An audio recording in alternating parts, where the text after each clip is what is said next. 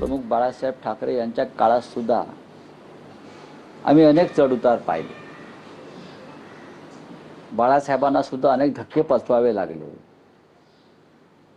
स्वकीयांकडून त्यांचा अनेकदा घात झाला, पाठीवर वार झाले. बाळासाहेब ठाकरे व्याकुळ होऊन कधीतरी म्हणायचे की माझ्या पाठीवर इतके वार झाले आहेत की आता वार झेलण्यासाठी माझ्या पाठीवर जागा उरलेली नाही. त्याच्यामुळे आज जे काही घडत आहे त्याचं आम्हाला आश्चर्य वाटण्याचं कारण नाही. शिवसेना प्रमुख आम्हाला नेहमी एक उदाहरण द्यायचे की छत्रपती शिवाजी महाराजांनी हिंदवी स्वराज्य स्थापन केलं, ते करताना त्यांना सगळ्यात जास्त अडथळे आले ते स्वकीयांचे. शिवाजी महाराजांनी किमान 200 लढाया या स्वकीयांबरोबरच त्यांना लढाव्या लागल्या. तेव्हा कुठे त्यांना आपलं कार्य, आपला झेंडा फडकवता आला. आणि ते जीवन, तो संघर्ष शिवसेनेच्या वाट्याला आला. कारण शिवसेना हे छत्रपती शिवाजी महाराजांचंच कार्य पुढे नेते. त्याच्यामुळे सूर्याजी पिसाळ, खंडोजी खोपडे, ब्रुटस, मीर जाफर हे आमच्या वाट्यालाही आले. आता 4 वर्षापूर्वी आमच्यामध्ये एक मीर जाफर निर्माण झाले किंवा ब्रुटस निर्माण झाले म्हणून त्या शिवसेनेचं कार्य थांबलं नाही, ते चालूच राहील. आमदार आणि खासदार एवढ्यापुरतं शिवसेनेचं कार्य नाही. एक विराट संघटना बाळासाहेबांनी उभी केली आणि ती संघटना जमिनीवरची संघटना. मधमाशांना जसे तुम्ही किती मधमाशाची पोळी काढली तरी नवीन नवीन मधमाशांची पोळी आणि मुंग्यांची बारोळी निर्माणच होत असतात, तसं शिवसेनेचा आज हा 60वा वाढदिवस आहे. एका विशिष्ट वातावरणामध्ये हा वाढदिवस साजरा होतो आहे. षण्मुखानंद हॉलमध्ये शिवसेना पक्षप्रमुख उद्धव ठाकरे हे नेहमीप्रमाणे मार्गदर्शन करतील. इतर महत्त्वाचे कार्यक्रम आहेत. त्याच्यामध्ये आम्ही ठरवल्याप्रमाणे सध्या महाराष्ट्रात गाजत असलेले कवी, दंगलकार म्हणून जे प्रसिद्ध आहेत कवी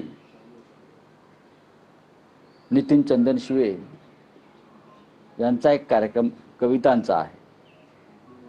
त्यानंतर तरुणांमध्ये लोकप्रिय असलेले स्टँडअप कॉमेडियन म्हणून ज्यांचा आपण नेहमी उल्लेख करतो ते मंदार भिडे यांचा एक कार्यक्रम आहे आणि नेत्यांची भाषणं असते.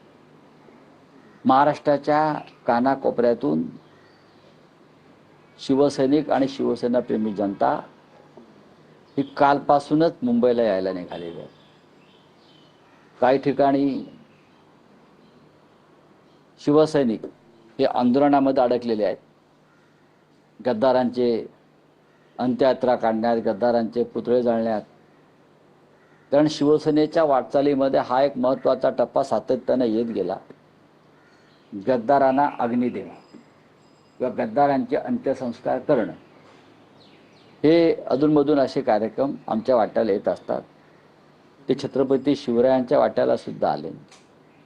ज्यांनी मोठ्या चळवळी उभ्या केल्या त्या चळवळीचे दुःख आहे. मग डॉक्टर बाबासाहेब आंबेडकरांची चळवळ असेल, शिवसेनेची चळवळ असेल किंवा शरद पवारांची संघटना असेल, प्रत्येकाला या संकटातून जावं लागलं.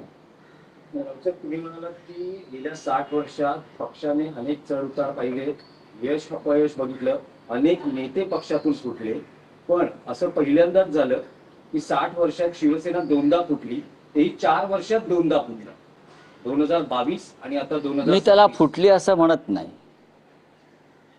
माणूस फुटतो कधी?